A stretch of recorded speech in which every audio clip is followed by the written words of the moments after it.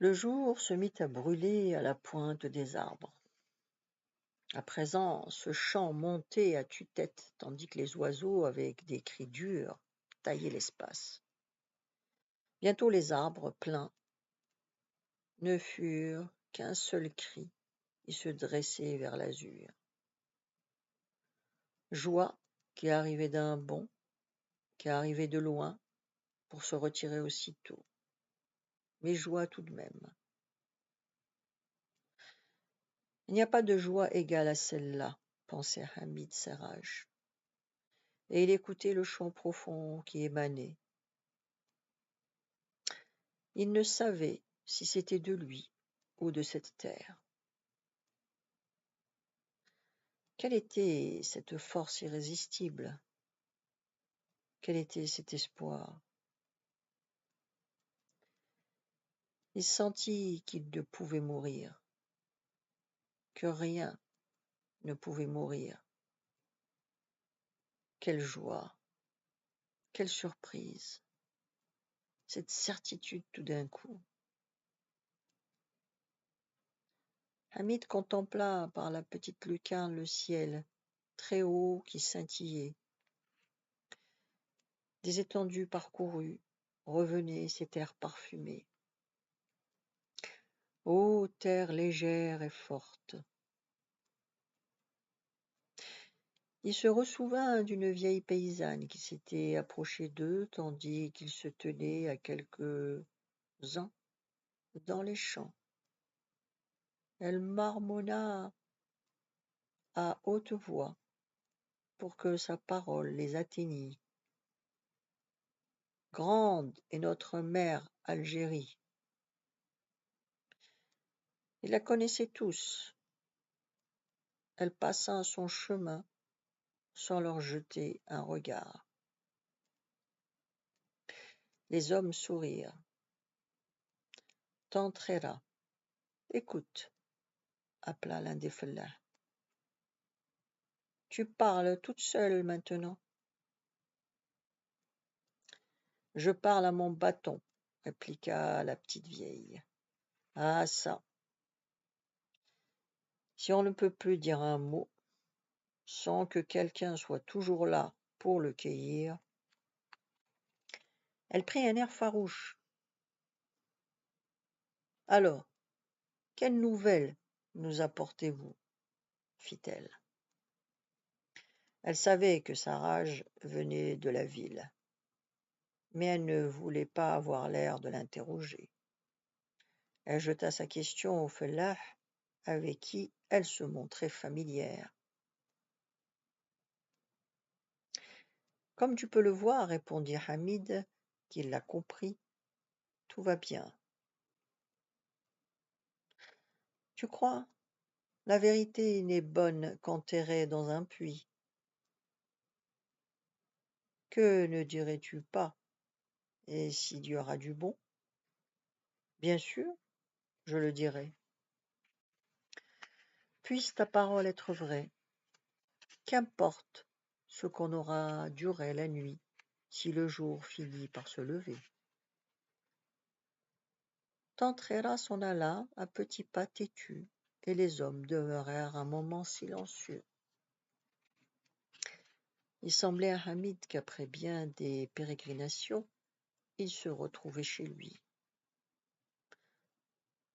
Je me repose parmi les miens à présent, se dit-il, ayant abandonné pour toujours la vie errante. J'accepte que mes frères m'apprennent à placer mes pas devant moi. Je me laisserai guider par eux, prendre la main pour fouler la terre. Je crois en eux. Dieu soit loué. Il me reste encore cette terre et ce grand peuple vers lesquels je peux me tourner.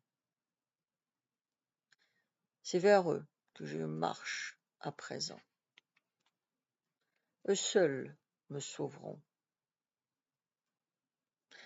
Qu'arrive le jour où je pourrai traverser toutes les villes et toutes les campagnes. Je rendrai visite à chaque citadin, à chaque fellah. Si je vois un paysan qui manie admirablement la pioche, je m'arrêterai pour l'observer pendant des heures. Ces hommes donnent la joie. Et son horrible cellule, l'expression hargneuse des gardiens, la couleur grise des murs, l'odeur de moisi et d'humidité qui emplissait les couloirs de la prison, les cris et les gémissements des détenus, la petite fenêtre forée dans l'épaisseur du mur, la solitude morne. Ce matin-là, tout cela échappa à son attention. Il pouvait dormir maintenant. Il connaîtrait le repos. Son sommeil n'avait pas été tué. Il ne passerait plus ses nuits dans une vieille torturante. Il était délivré. Il réfléchit aux moyens qui lui permettraient d'avoir des contacts avec l'extérieur. Il pourrait encore aider ses camarades. Peu à peu, il éprouva l'étrange sentiment de réapprendre tout doucement à vivre. D'abord, il n'avait rencontré en lui qu'une violence cruelle qui l'aveuglait. Et voilà que son cœur calciné comme un charbon découvrait des coins obscurs, frais. Il frémit.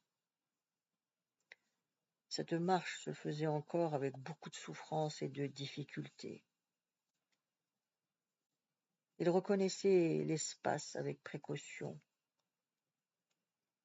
Dans cette cellule où s'effectuait pour lui le réveil, il lui fallait réduire toute impatience. Il devait attendre encore un peu. Il revenait d'un enfer où il avait éprouvé la présence palpable de l'anéantissement.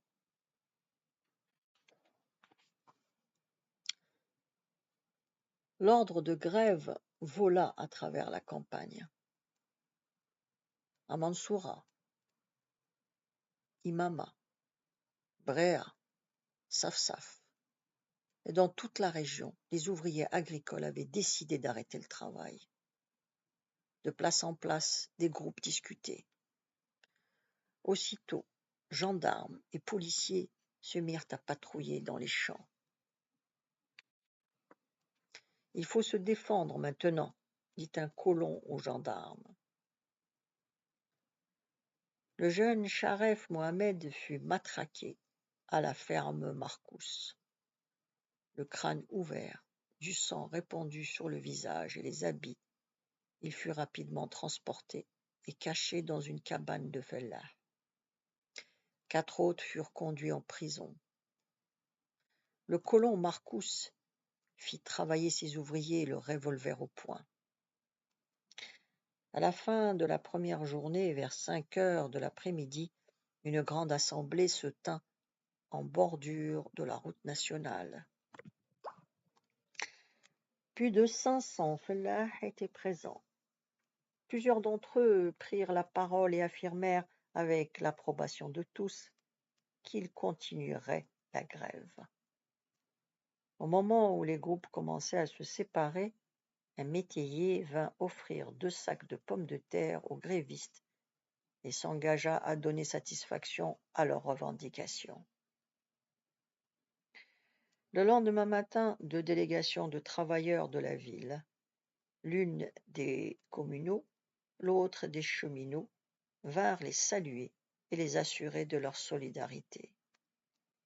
Les cheminots accompagnèrent leur geste d'un versement de 3000 francs. Un syndicaliste à lui seul fit don de 500 francs. Les cadres syndicaux réunis à Tlemcen décidèrent de constituer un comité de soutien aux fellahs. Ils lancèrent un appel à tous les travailleurs. L'organisation de la collecte des fonds de solidarité fut immédiatement entreprise. Après 3 jours, à Henaya seulement, ils étaient 1 millier qui avaient suspendu tout travail. Les ouvriers de négrier s'organisaient à leur tour, prêts à les suivre. Il y avait encore ceux d'Ain el-Hout et de Tahamamit. La grève gagnait de proche en proche. On était au dernier jour de septembre. Il n'avait cessé de faire beau tout ce temps-là. Les champs prenaient une couleur de terre cuite. Ils durcissaient et sonnaient sous les pas avec un bruit sinistre. Ce n'était partout que chaume roussi. L'herbe ne poussait plus. Le rouge soleil algérien caraudait cette terre jusqu'à l'os et la réduisait en une poussière fine. La sécheresse d'hiver commençait. Les journaliers quittaient les fermes et venaient grossir le nombre de leurs camarades en grève. À peu de distance de Beni Boublen, ce jour-là, un important groupe de secours se constitua grâce aux efforts de quelques fellahs. Ali Ben Rabah en était. Il s'écria à la fin des discussions: « Il y a 15 jours qu'on n'a pas eu une goutte d'huile à la maison. Je dois de l'argent à l'épicier et je n'ai pas de quoi le payer. Nous mourons à petit feu. Nous demandons notre droit à la vie pour nous et nos enfants. » Un garçon blond, qui paraissait avoir 13 ans, des yeux verts, des cheveux embroussaillés, se mit à parler lui aussi. « Nous mangeons de l'orge, dit-il. Nous nous couchons sur le sol nu. Nous n'avons pas de vêtements. J'ai ce vieux bournous pour m'habiller et me coucher. Je suis en grève, moi aussi. » Un silence, puis il ajouta: « Ma mère n'est pas encore morte. » Après l'enfant vint un homme. Il dit: « Je suis du douar d'Ouchba. Moi, j'ai toujours travaillé par ici. Moi, mes enfants et ma femme, nous avons tout le temps faim.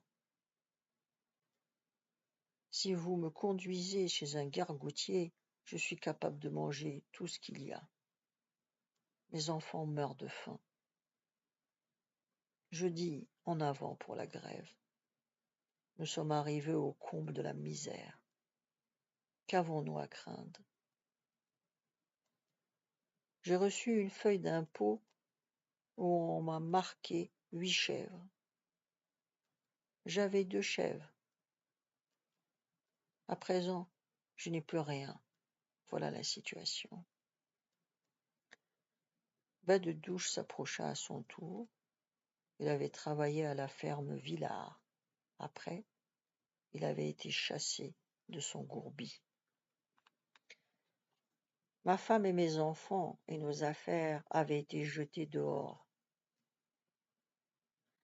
Rim, ma fille aînée, qui allait sur ses 16 ans, servait comme bonne chez monsieur Villard, qui la nourrissait seulement. Ça avait duré plus de 6 ans. Ma fille était tombée malade. Non content de l'avoir fait travailler durement, monsieur Villard l'avait renvoyée. Quelque temps après, elle s'était éteinte. Et il m'avait demandé si j'avais une autre fille à lui donner. À moi, il avait refusé tout ouvrage, parce qu'il disait que j'étais usé. Il cessa de parler et s'approcha encore de l'assistance. Il se présenta devant chaque homme. À la fin, il s'éloigna jusqu'à une extrémité du terrain où il se baissa. Et voilà qu'il revenait en soulevant un fort bloc de pierre au-dessus de sa tête. Il se promena devant l'assemblée, allant de fellah en fellah, brandissant son bloc à bout de bras. Il poursuivit. « Créature de Dieu, suis-je un homme usé ?» Il posa sa question à tous ceux qui étaient là.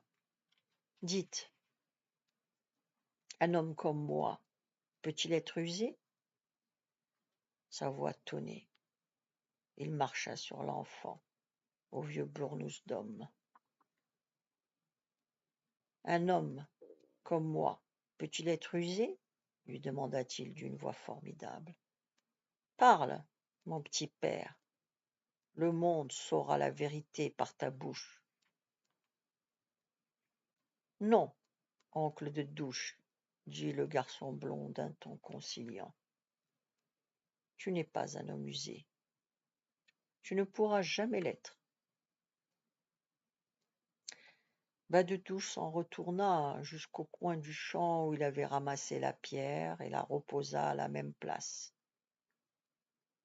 Quand il revint, il dit sans regarder personne. « J'ai repoussé ses prétentions. J'ai refusé de lui donner une fille. Je lui ai déclaré que je n'étais pas prêt à refaire le malheur d'une innocente. Je suis un homme. Suis-je un homme ou non? Si je ne suis pas un homme, il faut que ça se sache. » Plein de défis, il se tut. « Sur mon refus, gronda-t-il de nouveau, il a décidé de nous chasser, tous, du gourbi qu'il nous avait donné chez lui, sans égard pour moi, qui avais mis toutes mes forces à son service, ni pour ma fille morte. Et ce gourbi, c'est moi qui l'avais bâti avec ses mains, là. » Il leva ses paumes larges et puissantes devant son visage et les montra.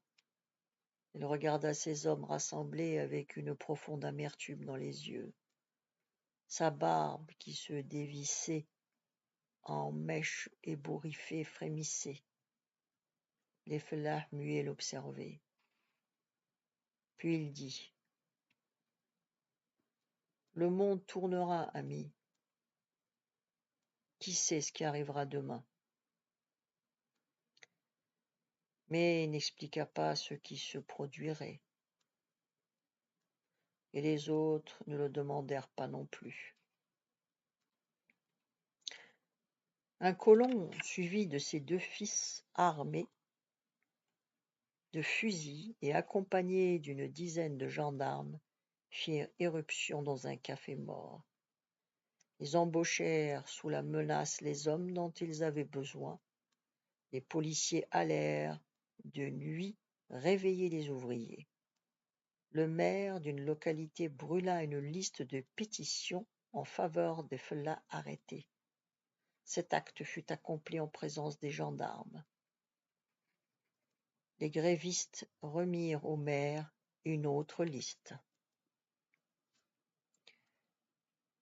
La suite demain. Vous pouvez vous abonner.